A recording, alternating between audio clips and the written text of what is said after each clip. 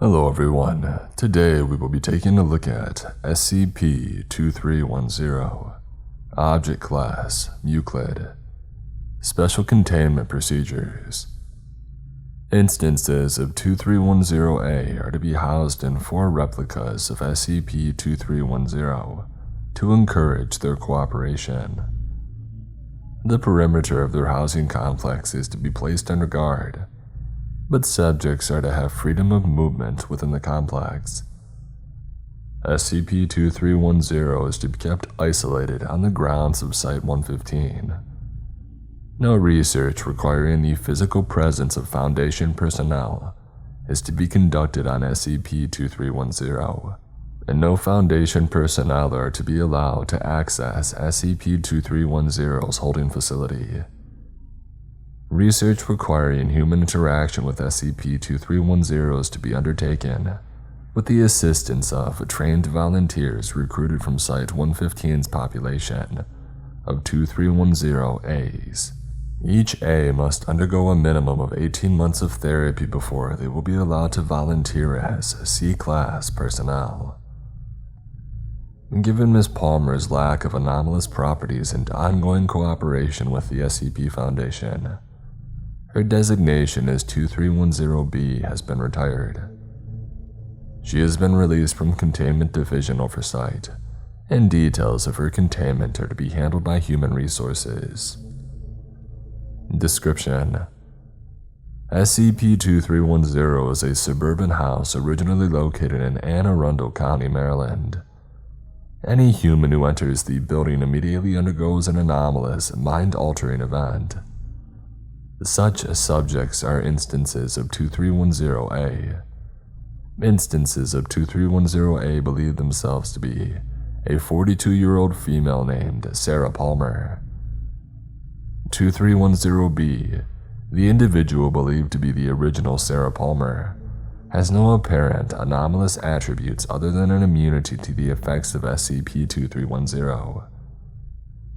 She inhabited SCP-2310 between 1989 and 2007. No anomalous activity surrounding the house was reported by her or anyone else during this period. The current anomaly is believed to have first presented itself sometime in mid-2013. 2310-B was unaware of anomalous activity concerning her former home until briefed by Foundation personnel. The consciousness of each new instance of 2310-A is replaced with a copy of B's mind, as it was on the morning of January 20th, 2002. B has confirmed that memories described by 2310-A's match its own memories prior to this date. B's memories after that date are not accessible to A's, and while the personality of A's are initially very similar, they often develop down different pathways. A's retain no memories or awareness of the former self, and self-identify as Sarah Palmer. As there is no known way of reversing this process, Foundation personnel affected by SCP-2310 in this manner, those still physically functioning, are to be considered deceased. Neither the constituent parts of SCP-2310, any of the objects or furniture contained within, or the site on which it was originally located, demonstrate any anomalous activity in isolation. It is not known what level of assembly is required for SCP-2310 to demonstrate anomalous activity. Addendum 2310-1 Security Reclassification Notice. The full mission report for Operation Snow Globe was classified, and that isn't going to change anytime soon. However, given the dramatic staff changes it has caused at Site-115, curiosity is natural. I have obtained permission to outline the events of Snow Globe. You probably heard some of the details from our local Sarah's anyway. Let me be frank. The Snow Globe was an unforced error. 20 experienced Mobile Task Force agents died at the hands of an artifact that probably would have been classified safe if the recovery hadn't been botched so badly. As your new site director, I hope to use this as a learning opportunity to address the root causes of this catastrophe. The following memo consists of excerpts from the SCP-2310 recovery report, alongside my own commentary. Discussion sessions to improve our staff's understanding of engagement procedures will begin on Monday. This includes both Site-115 personnel and all field units attached to Site-115. Please familiarize yourself with the events of Operation Snow Globe before then. Site Director Prowl. Addendum 2310-2 SCP-2310 Recovery Report. August 18th, 2013. Foundation agents from Field Unit Epsilon 7, while monitoring cult activity in the Washington, D.C. suburbs, noticed a cluster of disappearances in a single neighborhood in Anne Arundel County, Maryland. 2 of these disappearances are from the local law enforcement, who were themselves investigating the neighborhood. Further information is requested from the Anne Arundel County Police Department. Morning of August 19th. Local law enforcement reports that they believe the missing persons are being held in a house at redacted. Neighbors describe a strange activity in the house, interpreted by them as cult-like. They also report seeing some kind of struggle between figures within the house. An expedited warrant for a raid on the house is obtained by a local law enforcement. Foundation field agents continue monitoring the situation, while leaving it in the hands of local authorities. The evening of August 19th. Anne Arundel County Police Department conduct a raid on the house. Despite an absence of signs of conflict, communication with the officers is quickly lost. As AACPD prepares to send in assistance, field agents under the command of Eric Stroman intervene and take control of the situation. A perimeter is formed around the house and the neighborhood is evacuated, and field agents begin conducting reconnaissance in the house. This is where the field teams begins down the wrong path.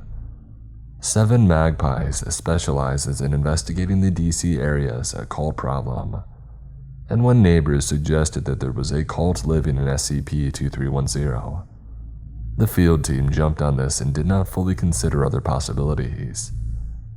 For the rest of the reconnaissance period, the field team operates under the assumption that they are dealing with cultists wielding anomalous weaponry, rather than a localized anomaly contained within the house. This assessment will go on to color the Mobile Task Force response. August 20th, 12:40 a.m. The field agents report an activity within the house. Several of the missing police officers are seen moving around inside, in a state of apparent agitation. Attempts to communicate with them via loudspeaker only cause them to react with fear. They are accosted by strangely dressed figures, who lead them to the basement. Other presumed captives, however, are observed to have freedom of movement within the house. Field agents conclude that the cultists may have access to anomalous means of indoctrination. 1:12 a.m. A man dressed in red robes opens a window on the top floor. He begins shouting at perimeter guards. He instructs them to leave the house alone. He is unresponsive to offers to negotiate the release of captives.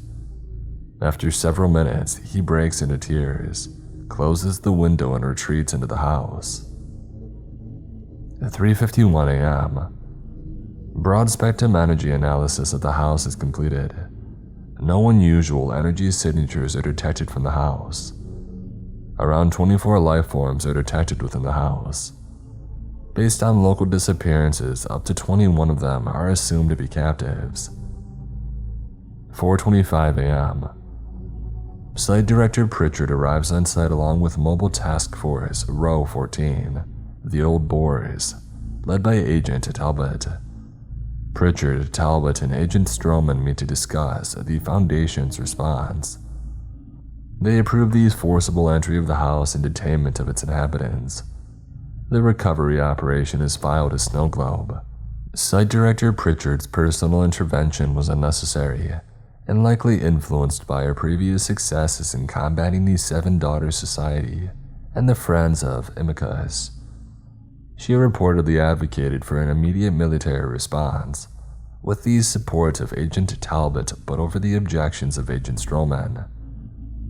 While Pritchard's concern for securing the immediate safety of the captives is commendable, her disregard of Stroman's analysis was reckless. Transcripts suggest that she and Talbot had decided on a course of action before even reaching the scene. Though Stroman was her subordinate, as the leader of the field agents researching SCP-2310, his assessment should have carried more weight. While his assumptions about the nature of the mind-altering anomaly at work were far off the mark, he was correct in regarding the mere possibility of mind-altering anomalies as a red flag meriting extraordinary caution. One final consideration is more subtle than psychological. Once a combat-oriented mobile task force was dispatched to the scene, Foundation leadership was under pressure to put them to use. We've actually researched this when mobile task forces are dispatched prior to the approval of force. Approval follows within the next 12 hours in 78% of cases and within the next 48 hours in 90% of cases. Their mere presence makes the use of force the path of least resistance. We of all people must recognize how little power we have over our minds. 5 a.m. Agents resume attempts at renegotiation via loudspeaker, with this drawing the attention of the inhabitants of the house. MTF Row 14 takes up position and prepares to enter the building. The fire team Axum is positioned at the back door, and fire team Babel is at a basement hatch. Fire team Corinth on the roof and fire teams Dacia and Egypt are held in reserve. 5:10 a.m. Agent Talbot orders fire team Axum into the house. They breach the back door and Agent Wright is the first inside. Upon entering the house, his consciousness is immediately replaced with an instance of 2310A, becoming the individual recorded as 2310A18. Following Wright into the building, the rest of his team is likewise replaced with instances of A. Finding yourself surrounded by men with guns, A18 yells, "Don't shoot!" Each of the new A's join in with a similar frightened reaction, and they scatter. Most flee deeper into the house. A2 runs into the yard and hides in a bush. Hearing Fire Team Axum shouting about armed men over the radio, Agent Talbot orders fire teams of Babel and Corinth into the building, intending to flank the armed men believed to be threatening Axum. Babel enters the basement and Corinth breaches the roof. All 4 members of each team are immediately converted into instances of 2310A. They begin adding to the radio chatter about armed men. Facing what is assumed to be an unexpectedly strong force armed with conventional weapons, Site Director Pritchard orders fire teams Dacia and Egypt to enter the building. This decision is strongly opposed by Agents Talbot and Stroman, who have now been taking note of the unusually panicked reactions from trained mobile task force agents. Their objections are overruled. Agent Talbot leaves fire teams Dacia and Egypt through the front door. They are immediately converted into instances of 2310A, with the last of Mobile Task Force Row 14 routing. Director Pritchard orders a full withdrawal, unaware that the entire team has already been effectively killed in action. Director Pritchard didn't get reassigned because she got people killed. If the Foundation exiled site directors to Keter duty every time they got people killed, I would be on Keter duty. And Pritchard got reassigned because, with everyone around her telling her to exercise caution, she proved incapable of cutting her losses. I know Pritchard was popular here, so let me assure you that her career will not be solely defined by its darkest moment. She has done excellent work for the Foundation, and her talents will be put to good use elsewhere. 5:13 a.m. Many converted Foundation agents flee the building. along with other instances of 2310A frightened by the armed intruders. Their unusual mental state is immediately apparent. Field Team Epsilon 7 resumes reconnaissance of the house and detains the fleeing A's. 6:30 a.m. On-site debriefing of converted agents is uninformative. They are found to be unable to explain the events of the raid. Their shift in identity is not yet fully noted, and they are initially believed to be simply suffering from an anomalous form of amnesia. Interviews with instances of 2310A who had more time to adjust to their condition are more revealing. It quickly becomes clear that they are not affiliated with any known groups of interest. They discuss their shared identity as Sarah Palmer. Improvised tests comparing their memories and personalities provide tentative support for the claims that they are duplicates of the same consciousness. Their testimony further established that the 2310As had decided to seclude themselves in the house, both to conceal their condition and because each of them regarded it as their home. The struggles within the house reported by witnesses had been instigated by the true Sarahs, a clique of A's who happened to physically resemble the original Sarah Palmer. The true Sarahs had unsuccessfully attempted to evict the other A's when money and food began to run low. This shortage seems to have been inadvertently caused by the original Sarah Palmer, then living in Florida, who around this time had filed a report of identity theft with Bank of America. Most of the A's proved cooperative following these interviews. Director Pritchard asked several volunteers among them to bring monitoring devices into the house and to send out the remaining A's hiding inside, including 12 converted Foundation agents. 6:45 a.m. A's acting under Foundation direction enter the house.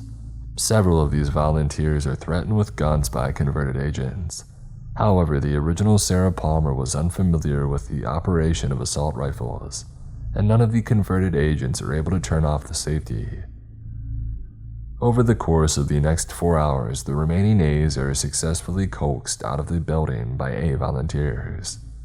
They are taken into Foundation custody and brought to Site 115, where they meet with Foundation therapists to help prepare them for detainment. 1:10 p.m. After a review of local property prices, it is determined that it would be more economical to elevate and relocate the house than to secure it on site. A request is sent to Site 227 for the temporary use of an engineering team. The report keeps going, but I'll spare you the details of the engineering team moving the actual house. Suffice to say, 2310 claimed its final Foundation casualty during structure relocation. The roof had collapsed and debris landed on one of the engineers. While this did not convert him into an instance of A, his injuries did cause him to lose the use of his legs. He is the lone survivor of contact with SCP-2310. SCP-2310 is dumb. It does not try to trick its victims or lure anyone in. It simply relies on the human desire to help people.